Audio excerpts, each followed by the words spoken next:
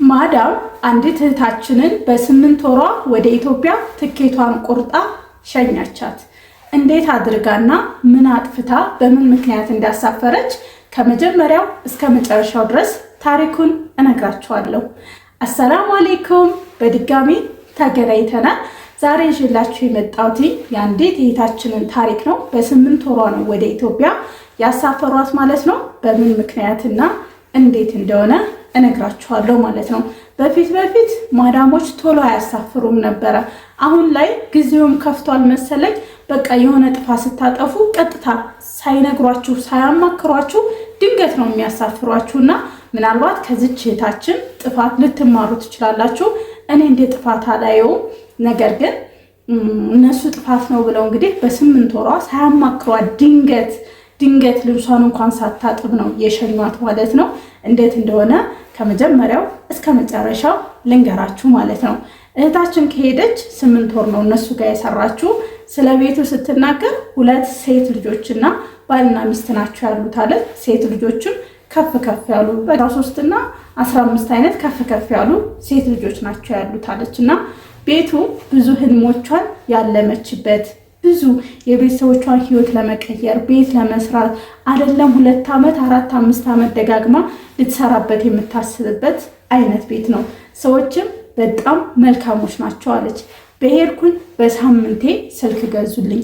ሁሉም ነገር ሴም ካርድ አውጥተው ሁሉም ነገር አስተካክለው ዋይፋይ ሁሉ ኮዱን አስገብተው ነው የሰጡኝ አለች። ስራም ያን ያክል አይደለም። ጽዳቴን አጸዳለሁኝ፣ ምግብ አልሰራም። ሴትዮዋ ናት ምግብ የምትሰራው። ጽዳት አጸዳለሁኝ። ጽዳቴን ስጨርስ በቃ ልብስ ማጠብ ካለብኝ ስራው አሪፍ የሚባልና ሰዎቹ መልካም ናቸው። የምግብ ችግር የለም፣ የሚመቹ ሰዎች ናቸው አለች እና ብዙ ትርፍ ሰዓት አለኝ። በትርፍ ሰዓቴ ዩቱብ ያለው ቲክቶክ ያለውኝ ብሄርኩኝ በ3 ወር ከምናምን አካባቢ ለምን ቲክቶክ አልከፍትም ብዬ የቲክቶክ አካውንት ከፈትኩ አለች። እዛም ላይ ብሎግ ነገር ራሷን ትቀርጻለች፣ የተለያዩ ክፍሏት ትቀርጻለች። ለራሷ ምግብ ስትሰራ ሳይኖሩ ሲቀሩ ኩሽና እየገባች ትቀርጻለች።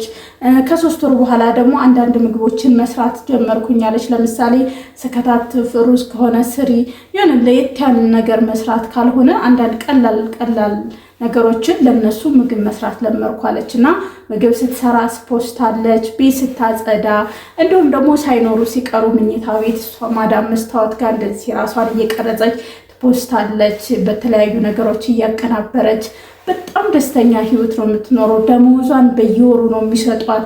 እነሱ ወደዋታል፣ ተዋደዋል ማለት ነው። ነገር ግን ቲክቶክ እንደምትሰራ አያውቁም ማለት ነው። እዚህ ጋር አንድ ነገር ልነግራችሁ የሚፈልገው ነገር፣ አንዳንድ ልጆች አላችሁ ማዳሜ እኮ እንደ ልጇ ነው የምታየኝ፣ ምንም ባደርግ ምንም ቢፈጠር ምንም አትልም የምትሉ አላችሁ። ማዳም 99 ጊዜ ብትወዳችሁ ለእናንተ ምናችሁም አይደላችሁም። እናንተ ለነሱ ሰራተኛ ብቻና ብቻ ናችሁ። በጣም ማወቅ አለባችሁ።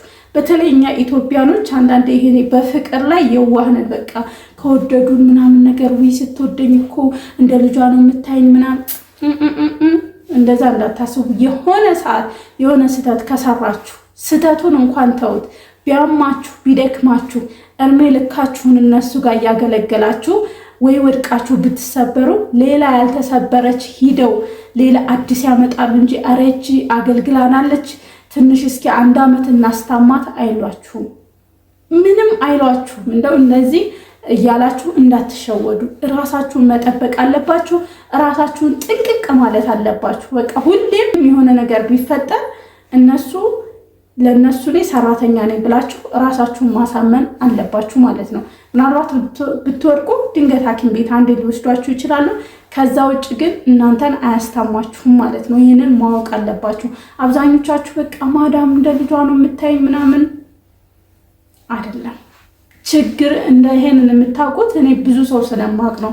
ችግር ሲገጥማችሁ የሆነ ነገር ስትሆኑ ነው የእናንተን ማዳም የምታውቁት ማለት ነው። እና እህታችንም ደስተኛ ናት፣ በጣም ደስተኛ ናትና ድንገት አንድ የተረገመ ቀን ትልቋ ሴት ልጅ ቲክቶክ ላይ በአጋጣሚ መጣችላት ማለት ነው። ስትመጣላት ሙሉ ቲክቶኳ ሲታይ በማዳም መስታወት ያልተለቀቀ ሙዚቃ የለም፣ ምግብ ስትሰራ ኩሽናው አልቀረም፣ ሳሎኑ አልቀረም፣ ሽንት ቤቱ አልቀረም። እንዳለ የነሱ ሙሉ ቤታቸው ቲክቶክ ላይ አደባባይ ላይ ወጥተዋል ማለት ነው። ነገር ግን ማንም ሰው አልገባም ማለት ልጆቹም ትላልቅ ናቸው። ልጆቹንም አላስገባችሁም። እነሱን ምንም ያስገባችሁ ነገር የለም። ቤታቸውን አስገብታለች። ትንሽ ደግሞ የልጆቹን ልብስ ደግሞ ነካክታለች። ቆንጂት ልክ የልጆቹን ከላይ የሚለበስ ነገር ጃኬት ነገር እዚህ ጋር ፀጉራቸው ላይ የሚደረገውን ነገር እያደረገች ሙዚቃ እየሰራች ፖስት አድርጋለች ማለት ነው። ይህንን ሲያዩ ምን ያደርጋሉ? ቀጥታ ሂደው ቀጥታ ምንም ሳይሉ ቀጥታ ቢሮ ሂዶ ትኬቷን ቆርጠው ስልኩን አምጪ ብለው ስልኩ ላይ ያለውን ነገር ሙሉ ፎርማት አድርገው ስልኩንም ሳይሰጡት ራሳቸው ናቸው የገዙላት። ስልክም ሳይሰጧት ሀገሬ ስትገቢ ስልክ ትገዣለሽ ብለው የተወሰነ ከደሞዟ ላይ 1,000 ጨምረውላት አሰናበቷት። ምንም ሳይሉ ማለት ነው። እና ቺታችን በጣም ነው የሚቆጫት፣ በጣም ነው የምትናደደው። ምክንያቱም ቲክቶኩ ምንም አይጠቅማትም፣ እንደ መዝናኛ ነው። ስራ ስትፈታ ነው የምትጠቀሙ።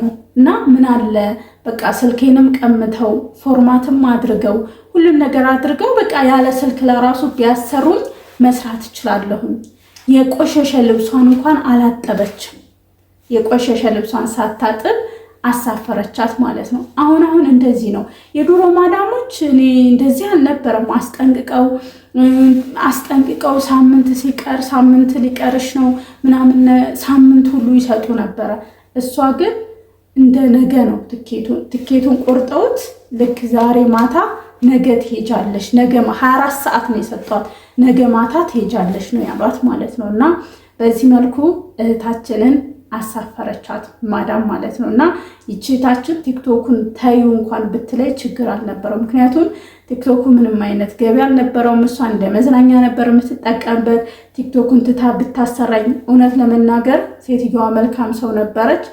ግን በአንድ ስህተት የቤታችንን ገመና ወጣሽ ብለው እነሱ ሳሎናቸው ገመና ነው፣ ምኝታ ቤታቸው ገመና ነው፣ ኩሽናቸው ገመና ነው መሰል ለምን አወጣሽ ብላ አሳፈረቻት ማለት ነው። መጠንቀቅ አለባችሁ ማለት ነው። በፍጹም የነሱ የሆነ ነገር ከመቅረስ ተቆጠቡ ማለት ነው። ቪዲዮ መስራት ካለባችሁ፣ ዩቲዩብ መስራት ካለባችሁ፣ ቲክቶክ መስራት ካለባችሁ እክፍላችሁ ናችሁ ስሩ ማለት ነው። ምክንያቱም የነሱ የሆነ ነገር እና አሁን ስተቱ ምኝታ ቤቱ መዳፈሯ፣ የልጆቹን ልብስ መዳፈሯ እሱ ነገር ያስቆጣት ይመስለኛል። በተለይ የእነሱን ልብስ በፍጹም እንዳትለብሱ ማለት ነው። ሙያያችሁ አይምሰላችሁ። ይችላ ራሱ በሄድኩኝ በ3 ወር ነው ቲክቶክን የከፈትኩት አለች። በ8 ወር 5 ወር ሙሉ አለማየታቸው ለራሱ ገርሞኛል። ቲክቶኩ በነገራችን ላይ ወደ እነሱ ነው ስልኳን ሴቭ ስላደረጉት።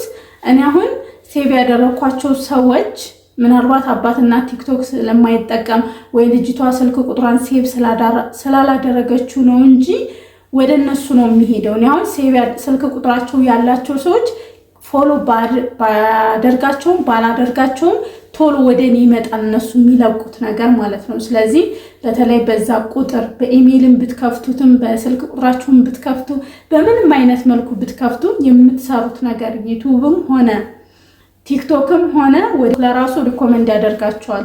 የምታውቁትን ሰው እኮ ቲክቶክ እኔ አሁን የማውቀውን ሰው ይሄን ሰው ታውቂዋለሽ ብሎ ያመጣልኛል። ስለዚህ በጣም መጠንቀቅ አለባችሁ። መስራትም ካለባችሁ ክፍላችሁ ስሩ ማለት ነው። እንደ ድሮ አይደለም፣ ድንገት እያሳፈሩ ነው። በተለይ አዲስ ወደ አረብ ሀገር ሄዳችሁ ካላችሁ በጣም ተጠንቀቁ። እጅታችን ተመችቷት ነበር፣ ግን ባላወቀችው ስህተት ባልመሰላት ነገር ስህተት ነው ተብላ አሳፈረቻት ማለት ነው። እንግዲህ የዛሬው ቪዲዮ ይህንን ይመስላል። ታሪኩ እንደጠቀማችሁ ተስፋ አድርጋለሁ። በሌላ ቪዲዮ እናንተን ይጠቅማል፣ ያስተምራል ብዬ ባሰብኩት እስከምንገናኝ በያላችሁበት ሰላማችሁ ይብዛ። ባይ ባይ።